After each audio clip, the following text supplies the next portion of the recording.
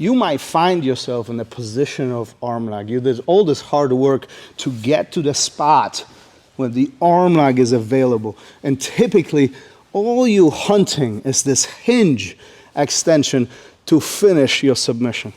But as expected, your partner is defending. They are putting obstacles in front of you, and sometimes figuring this out is hard. Matter of fact, if you need more help on how to open that hinge and finish the arm lock, look up the video with arm lock finishes. We have quite a bit of them there, few opportunities that you should get familiar with and really take advantage of them. However, today, for the sake of argument, let's just say that we cannot open the arms. There is a beautiful and very sneaky choke available as I'm trapping the lapels and allowing my partner to sit up, applying the pressure against the neck. Okay, let's turn head on. I'm going to open my leg here so you can see all the logistics that are taking place, since it is a choke around the neck. First things first, what is important that my hand, the one from the hip, threads inside towards my partner's head. And as I do so, I will place 4 fingers right inside the collar.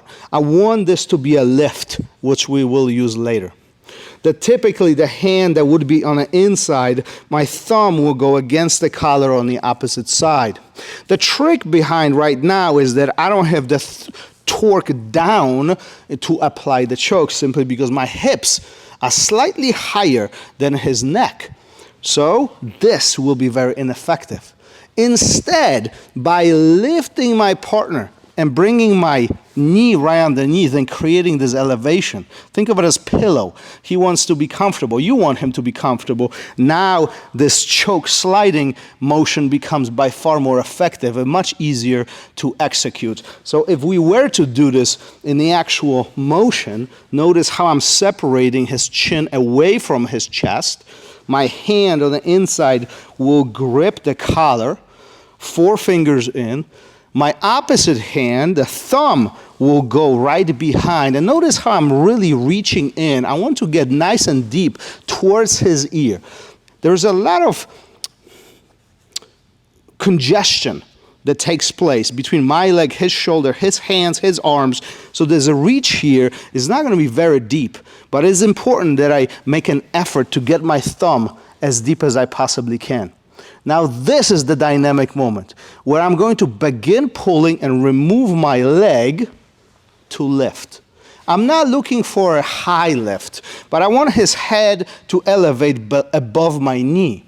And the moment that happens, I'm going to create a wedge. So take a look at my foot. As I'm turning my foot on the inside, my knee starts pointing inward, which means creates this lift on his neck. And this is not where the pressure will come in. The pressure comes in from my hand. At the same time, because I turn my leg in, I have an opportunity to bring the elbow on the inside. Look, I'm going to remove this leg so you can see how it changes the position. Now my leg is in the way of my elbow. If I lift, it's tucked in and the elbow has the opportunity to go in the pocket. Very small and often underestimated detail. Let's turn. So right now, again, from this head-on view, if we find ourselves in this position. Now what is really important here is this beginning of this entire operation. If my partner tucks his chin on the inside, 1, my reach is going to be by far more shallow.